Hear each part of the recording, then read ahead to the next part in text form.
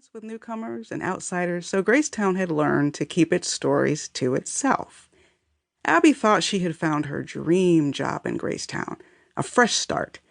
Her glasses had fogged up with steam from the rain-drenched tarmac as soon as she stepped off the plane at Tallahassee Airport. Her confirmation that she'd embarked on a true adventure, an exploration worthy of Ponce de Leon's storied landing at St. Augustine. Her parents and her best friend, Mary Kay, had warned her not to jump into a real estate purchase until she'd worked in Gracetown for at least a year. The whole thing's so hasty. What if the school's not a good fit? Who wants to be stuck with a house and the sticks in a depressed market?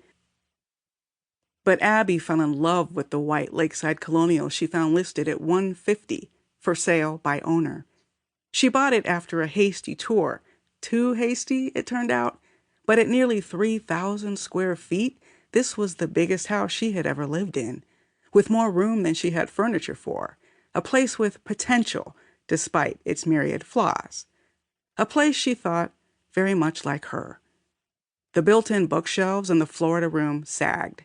She'd never known that a den could be called a Florida room, but so it was, and so she did. The floorboards creaked and trembled on the back porch, sodden from summer rainfall. And she would need to lay down new tiles in the kitchen right away, because the brooding mud-brown flooring put her in a bad mood from the time she first fixed her morning coffee. But there would be boys at the school, strong and tireless boys, who could help her mend whatever needed fixing. In her experience, there were always willing boys. And then there was the lake. The house was her excuse to buy her piece of the lake and the thin strip of red-brown sand that was a beach in her mind, although it was nearly too narrow for the beach lounger she'd planted like a flag. The water looked murky where it met her little beach, the color of the soil. But in the distance, she could see its heart of rich green blue like the ocean. The surface bobbed with rings and bubbles from the hidden catfish and brim that occasionally leaped above the surface, damn near daring her to cast a line. If not for the hordes of mosquitoes that feasted on her legs and whined with urgent grievances, Abby could have stood with her bare feet in the warm lake water for hours, the house forgotten behind her. The water's gentle lapping was the meditation her parents and Mary Kay were always prescribing for her, a soothing song. And the isolation, a gift to be treasured. Her property was bracketed by woods of thin pine, with no other homes within shouting distance. Any spies on her would need binoculars and a reason to spy, since the nearest homes were far across the lake, harmless little dollhouses in the anonymous subdivision where some of her students, no doubt, lived. Her lake might as well be as wide as the Nile, protection from any envious whispers.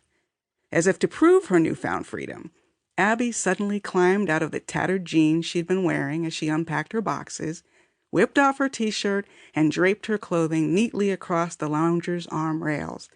Imagine, she was naked in her own backyard. If her neighbors could see her, they would be scandalized already, and she had yet to commence teaching at Gracetown Prep. Abby wasn't much of a swimmer. She preferred solid ground beneath her feet even when she was in the water. But with her flip-flops to protect her from unseen rocks, Abby felt brave enough to wade into the water, inviting its embrace above her knees, her thighs.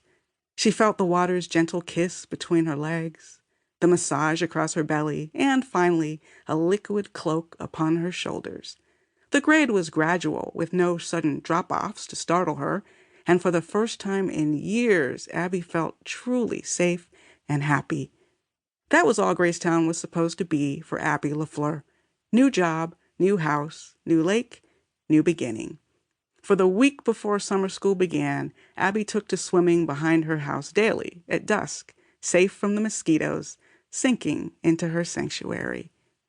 No one had told her, not the realtor, not the elderly widow she'd only met once when they signed the paperwork at the lawyer's office downtown, not Gracetown Prep's cheerful headmistress.